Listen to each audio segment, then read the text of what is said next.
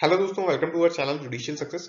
दोस्तों, यदि आप जुडिशियल एस्पिरेंट हैं या फिर लॉ स्टूडेंट हैं या फिर आप यूपीएससी सीएससी की प्रिपरेशन कर रहे हैं तो आप हमारे चैनल को सब्सक्राइब कर सकते हैं, जहां पे आपको इंडियन कॉन्स्टिट्यूशन से रिगार्डिंग और जुडिशरी के जितने भी सब्जेक्ट होते हैं उनके lectures free of cost YouTube पर मिल जाएंगे। साथ ही साथ आप जुडिशियल नोट्स के लिए या फिर एलएलबी के नोट्स के लिए हमारे टेलीग्राम चैनल को ज्वाइन कर सकते हैं। उसका लिंक मैंने नीचे डिस्क्रिप्शन बॉक्स में दे रखा है, साथ ही साथ उसका लिंक मैंने कमेंट बॉक्स में भी मेंशन कर रखा है। दोस्तों, आज की इस वीडियो में हम यूपीएससी के बारे में जानेंगे। यूपीएससी यानी कि यूनियन पब्लिक सर्विस कमीशन, जो क्या क्या कॉन्स्टिट्यूशन में प्रोविजन दे रखे हैं, कौन कौन से आर्टिकल यूपीएससी की बात करते हैं और क्या फंक्शंस हैं। Article 315 to 323 in part 14 contain provisions regarding the composition, appointment and removal of members along with the functions of the UPSC. Bharat के संविधान के अनुच्छेद 315 से लेकर 323 तक के जो आर्टिकल्स हैं पार्ट 14 के अंदर, इंडियन कॉन्स्टिट्यूशन का जो पार्ट 14 है उसमें आर्टिकल 315 से 323 तक जो आर्टिकल्स हैं वो यूपीएससी की बात करते हैं। यूपीएससी के मेंबर कैसे रिक्रूट होते हैं, कैसे अपॉइंट किए जाएंगे, कैसे उनका रिमूवल होगा, क्या फंक्शंस होंगे यूपीएससी का। तो ये आर्टिकल 315 से 323 के अंदर ये सारी चीजें कवर्ड है। UPSC is a central recruiting agency in India. It is an independent constitutional body in the sense that it has been directly created by the Constitution. UPSC एक constitutional bodies है। तो दो प्रकार की बॉडी होती है, एक कॉन्स्टिट्यूशनल बॉडी, एक नॉन कॉन्स्टिट्यूशनल बॉडी। जिसका भी प्रोविजन कॉन्स्टिट्यूशन में होता है उसे हम कॉन्स्टिट्यूशनल बॉडी कहते हैं। तो UPSC is a constitutional body और एक ये बॉडी है जो रिक्रूटिंग एजेंसी है सेंट्रल गवर्नमेंट की, यानी केंद्र सरकार की जितनी भी भर्तियां हैं वो यूपीएससी करवाती है। जो जो मेन एग्जामिनेशंस होते हैं, वैसे रेलवे सेंट्रल का डिपार्टमेंट है लेकिन उसकी जो रिक्रूटमेंट करवाता है वो आरआरबी या आरआरसी करवाता है। लेकिन यूपीएससी जो मेन या मेजर एग्जामिनेशन है इंडिया के, जो जैसे कि यूपीएससी सीएससी हो गई, सिविल सर्विसेज एग्जामिनेशन हो गई, एनडीए हो गई, सीडीएस का एग्जामिनेशन होगा, या फिर लीगल ऑफिसर्स हो गए सेंट्रल के अंदर, तो ये कुछ वैकेंसीज ऐसी होती है जो यूपीएससी द्वारा उसका एग्जाम कंडक्ट करवाया जाता है और यूपीएससी ही उन्हें रिक्रूट करती है। तो यूपीएससी सेंट्रल गवर्नमेंट की एक रिक्रूटिंग एजेंसी हो गई। आर्टिकल 315 कहता है there shall be a UPSC for the union and SPSC for each state. Article 315 है जो कॉन्स्टिट्यूशन का, वो कहता है कि सेंटर के अंदर, यूनियन के अंदर होगा union public service commission UPSC, और स्टेट के अंदर होगा SPSC, state public service commission, जिसे आप पीएससी या पीसीएस भी कहते हैं। जिस प्रकार यूपीएससी होता है सेंट्रल गवर्नमेंट के अंदर, वैसा ही स्टेट गवर्नमेंट के अंदर आप देखते हैं, राजस्थान है तो आरपीएससी होगा, एमपी है तो एमपीपीएससी होगा, गुजरात है तो जीजे पीसी होगा। तो ऐसा पब्लिक सर्विस कमीशन होते हैं हर स्टेट के अंदर, और सेंटर में एक होता है उसे आप कहते हैं यूपीएससी। तो आर्टिकल 315 में दोनों का प्रोविजन है, यूपीएससी का सेंटर में और स्टेट पीएससी का स्टेट के अंदर। अब कंपोजिशन देखते हैं कितने मेंबर्स होंगे। The UPSC consists of a chairman and other members appointed by the President of India.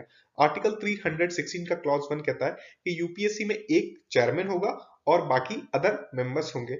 Constitution silent है इस पे कि कितने मेंबर्स होंगे, चेयरमैन के अतिरिक्त या चेयरमैन के इंक्लूडेड कितने मेंबर्स होंगे। जो कॉन्स्टिट्यूशन है इंडिया का, या आर्टिकल 315 से 323 है, उसमें कहीं भी जिक्र नहीं है कितने मेंबर्स होंगे। ये डिस्क्रिशनरी पावर है जो प्रेसिडेंट को दे रखे हैं। Usually the commission consists of 9 to 11 members including the chairman. आमतौर पर 9 से 11 मेंबर होते हैं इंक्लूडिंग चेयरमैन के। तो ये एक डिस्क्रिशनरी पावर है प्रेसिडेंट ऑफ इंडिया का कि वो उनके हिसाब से ये पावर एक्सरसाइज कर सकते हैं। अब हम क्वालिफिकेशंस या योग्यता समझेंगे, यूपीएससी का मेंबर या चेयरमैन कौन हो सकता है। One half of the members of the commission should be such person who have held office for at least 10 years either under the government of India or under the government of a state. ये article 316 का clause 1 कहता है कि जो आधे members होंगे, यदि 10 members हैं total union public service commission के अंदर, तो आधे जो मेंबर होंगे, 5 मेंबर होंगे, वो एटलीस्ट 10 साल सरकारी नौकरी में काम करके आए हों, चाहे वह सेंट्रल गवर्नमेंट में काम करके आए हों, चाहे वह स्टेट गवर्नमेंट के अंदर काम करके आए हो, राज्य सरकार या केंद्र सरकार के अधीन कहीं भी वो कम से कम 10 साल काम करके आए हो, तभी वह एलिजिबल होंगे। तो ये आधे मेंबर्स हैं, वो सरकारी कर्मचारी होना जरूरी है। The Constitution also authorizes the President to determine the conditions of service of the chairman and other members of the commission. Constitution का आर्टिकल 318 प्रेसिडेंट को ये पावर देता है कि वह ऑथराइज कर सकते हैं या फिर डिटरमाइन कर सकते हैं कंडीशंस ऑफ सर्विस, क्या कंडीशंस होगी, एलिजिबिलिटी कम ज्यादा भी कर सकते हैं। ये पावर्स हैं, ये प्रेसिडेंट ऑफ इंडिया को दे रखे हैं आर्टिकल 318 के तहत। अब हम टेन्योर या टर्म समझेंगे। The chairman and members of the commission hold office for a term of 6 years or until they attain the age of 65 years, whichever is earlier. Article 316 का क्लॉज 2 कहता है कि जितने भी मेंबर्स या फिर जो चेयरमैन होंगे वो या तो 65 साल तक मेंबर रह सकते हैं या चेयरमैन रह सकते हैं यूपीएससी के, या मैक्सिमम 6 साल तक। यानी या तो वो पहले 65 के हो जाएंगे तब रिटायर्ड हो जाएंगे या रिमूव हो जाएंगे, या फिर 6 साल उनके पहले कंप्लीट हो जाएंगे तो उनका जो टेन्योर है वो कंप्लीट हो जाएगा, या जो उनकी टर्म है वो कंप्लीट हो जाएगी। However, they can relinquish their offices at any time by addressing their resignation to the president. Article 316 का क्लॉज 2 का सब क्लॉज यह कहता है कि वह अपना रेजिग्नेशन प्रेसिडेंट ऑफ इंडिया को भी दे सकते हैं इस टाइम से पहले, यानी 65 साल के होंगे उसके बाद तो रिटायर्ड होंगे चेयरमैन से या फिर मेंबर ऑफ द यूपीएससी से, लेकिन उससे पहले भी वो अपना रेजिग्नेशन यदि प्रेसिडेंट को देना चाहें तो दे सकते हैं, आर्टिकल 316 क्लॉज 2 के सब क्लॉज ए के तहत। अब अपॉइंटमेंट ऑफ एक्टिंग चेयरमैन समझ लेते हैं। आर्टिकल 316 का क्लॉज 1 ए कहता है appointment of acting chairman. The president can appoint one of the members of the UPSC as an acting chairman in the following two circumstances. President of India Bharat के राष्ट्रपति दो conditions में किसी भी मेंबर को, यूपीएससी के किसी भी मेंबर को एक्टिंग चेयरमैन बना सकते हैं। पहली कंडीशन है when the office of the chairman falls vacant. पहली कंडीशन ये है कि जब भी पद खाली होगा उस समय किसी भी मेंबर को वो एक्टिंग चेयरमैन बना सकते हैं। और दूसरा है when the chairman is unable to perform his functions due to absence और सम अदर रीजन। यदि चेयरमैन एब्सेंट है या कुछ और रीजंस हैं तो उस केस के अंदर भी प्रेसिडेंट किसी भी यूपीएससी के मेंबर को एक्टिंग चेयरमैन अपॉइंट कर सकते हैं। Removal of members and chairman. Article 317 talks about the removal of members of the UPSC and the chairman of the UPSC.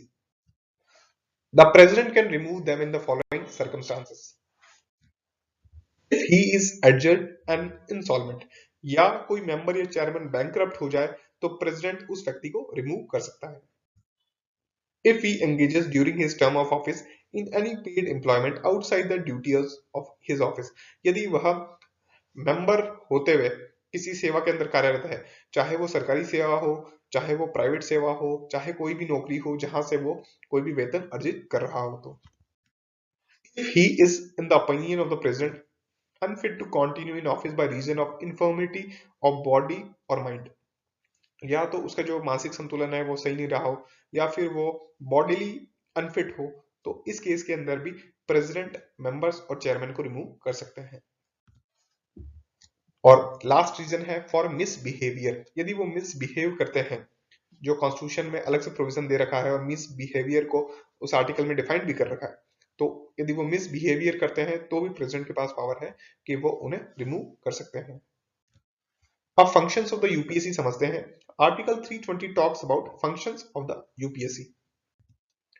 It conducts examination for appointments to the All India Services, Central Services and Public Services of the centrally administered territories. ये examination करवाता है किसकी? All India services की। All India services तीन services होती है, IAS की, IPS की और इंडियन फॉरेस्ट सर्विसेज की। These are known as by all India services. फिर सेंट्रल सर्विसेज हो गई, central revenue services, railway and traffic services और डिफेंस सर्विसेज, ये सेंट्रल सर्विसेज हो गई। And public services of the centrally administered territories. जैसे दिल्ली है तो दिल्ली को यदि एडमिनिस्ट्रेटिव ऑफिसर्स चाहिए या पुलिस ऑफिसर्स चाहिए, या फिर अंडमान एंड निकोबार को एडमिनिस्ट्रेटिव ऑफिसर चाहिए या फिर पुलिस ऑफिसर चाहिए, तो वो खुद अपॉइंट नहीं कर सकते क्योंकि ये टेरिटरीज है, यूनियन टेरिटरीज है। तो यूपीएससी इनके ऑफिसर्स को रिक्रूट करता है। यानी जो व्यक्ति सीएससी का एग्जाम देता है और उसकी रैंक यदि नीचे आती है तो वो डेनिक्स या डेनिप्स अपनी जॉब प्रेफरेंस लेके वहां पे वो एज अ एसडीएम या डिप्टी सुपरिटेंडेंट पुलिस काम कर सकता है। तो यूपीएससी का जो मेन मेजर फंक्शन है वो यही है कि ये एग्जाम कंडक्ट करवाता है, और एक ये रिक्रूटमेंट एजेंसी है किसकी? सेंट्रल गवर्नमेंट की। It assists the states requested by two or more states to do in framing and operating schemes of joint recruitment for any services for which candidates possessing special qualifications are required. यदि दो या उससे अधिक state चाहे कि हम दो state को, तीन स्टेट को ऐसे ऑफिसर्स चाहिए इस स्पेशल रिक्रूटमेंट के थ्रू या फिर स्पेशल क्वालिफिकेशंस के थ्रू, तो भी वह ये एग्जाम कंडक्ट करवा सकती है, ये रिक्रूटमेंट कंडक्ट करवा सकती है। It is consulted on the following matters related to personal management. Any claim for reimbursement of legal expenses incurred by civil servant. President या गवर्नर या कोई भी स्टेट यूपीएससी से ये कंसल्ट करता है तो यूपीएससी इसका आंसर कर सकती है या यूपीएससी इस पर कंसल्टेशन दे सकती है। या तो स्टेट ये पूछे कि एक्स हमारा एम्प्लॉय था, ऑफिशियल काम से उसने इतना एक्सपेंडिचर लीगल एक्सपेंडिचर कर दिए, तो उसके रिम्बर्समेंट के बारे में यदि क्वेश्चन पूछे तो भी यूपीएससी उसका आंसर दे सकती है या उस मुद्दे पे कंसल्टेशन दे सकती है किसी भी गवर्नर को, प्रेसिडेंट ऑफ इंडिया को या किसी स्टेट को। For promotion and transfer from one service to another and appointment by transfer or deputation, यदि स्टेट गवर्नमेंट या सेंट्रल गवर्नमेंट उनसे कंसल्ट करना चाहे ट्रांसफर के बारे में या फिर डेपुटेशन के बारे में, यानी इस ऑफिसर को फॉर एग्जांपल कोई आईएएस ऑफिसर है तो उसका यदि डिपार्टमेंट चेंज करना है या फिर उसे दूसरे स्टेट में भेजना है irrespective of changing the carter, तो उस केस के अंदर स्टेट गवर्नमेंट उनसे कंसल्ट कर सकती है। All disciplinary matters affecting a person serving under Government of India in a civil capacity, including memorials, petitions relating to such matters, जितने भी disciplinary matters होते हैं या departmental inquiries होती हैं उनकी भी consultation प्रेसिडेंट या गवर्नर कर सकते हैं। किससे? यूपीएससी से। Important points about UPSC exam point of view से, चाहे आप यूपीएससी की तैयारी कर रहे हैं, चाहे एसएससी की तैयारी कर रहे हैं, चाहे जुडिशरी की तैयारी कर रहे हैं, ये कुछ पॉइंट्स है यूनियन पब्लिक सर्विस कमीशन के बारे में जिससे पहले भी क्वेश्चन पूछे गए हैं और इन फ्यूचर भी चांसेस है कि क्वेश्चन पूछे जा सकते हैं। The entire expenses, including the salaries, allowances, and pension of the chairman and members of the UPSC, are charged on the Consolidated Fund of India. यानी जितने भी खर्चे होते हैं यूपीएससी के मेंबर्स और चेयरमैन पे, चाहे उनकी सैलरीज हो, अलाउंसेस हो या पेंशन हो, वो कंसोलिडेटेड फंड ऑफ इंडिया से दिया जाता है। अब नेक्स्ट वीडियोस में हम डिस्कस करेंगे कंसोलिडेटेड फंड ऑफ इंडिया क्या होता है। ये है आर्टिकल 322। आर्टिकल 322 इस पे बात करता है कि जितने भी यूपीएससी के मेंबर्स के चेयरमैन के खर्चे होंगे वो कंसोलिडेटेड फंड ऑफ इंडिया से दिए जाएंगे। The chairman of the UPSC is not eligible for further employment in the government of India or a state. जो भी चेयरमैन होगा यूपीएससी का, यूनियन पब्लिक सर्विस कमीशन का जो भी चेयरमैन होगा, वो सेंट्रल गवर्नमेंट में या स्टेट गवर्नमेंट में किसी भी पद पर कार्य करने के लिए योग्य या एलिजिबल नहीं होगा एक बार जब उसका टेन्योर पूरा हो जाए। तो ये कहता है आर्टिकल 319 का clause A. A member of UPSC is eligible for appointment as the chairman of UPSC or a SPSC, but not for any other employment in the government of India or a state. Article 319 का clause C कहता है कि UPSC का कोई भी member वो सिर्फ या तो चेयरमैन बन सकता है यूनियन पब्लिक सर्विस कमीशन का या स्टेट पब्लिक सर्विस कमीशन का चेयरमैन बन सकता है। उसके अतिरिक्त वो केंद्र सरकार या राज्य सरकार में किसी भी पद पर कार्यरत करने के लिए योग्य या एलिजिबल नहीं होगा। The chairman or a member of UPSC is, after having completed his term, not eligible for reappointment to that office. That is not eligible for second term. यह आर्टिकल 316 का क्लॉज 3 कहता है कि चेयरमैन या member कोई भी UPSC का या मेंबर हो या चेयरमैन हो, जब उसने अपनी पूरी टर्म फर्स्ट टर्म कंप्लीट कर दी हो तो वापस एलिजिबल नहीं होगा री अपॉइंटमेंट के लिए। यानी यदि एक व्यक्ति मेंबर रह गया यूपीएससी का तो उसके बाद में वो कभी मेंबर नहीं रह सकता, या फिर एक व्यक्ति एक बार चेयरमैन रह गया यूपीएससी का तो वापस एलिजिबल नहीं होगा री अपॉइंटमेंट के लिए। तो ये कहता है आर्टिकल 316 का क्लॉज 3। तो दोस्तों आपको मेरा वीडियो अच्छा लगा तो प्लीज वीडियो को लाइक कीजिएगा, चैनल को सब्सक्राइब कीजिएगा एंड वीडियो को शेयर करना ना भूलें। Thank you.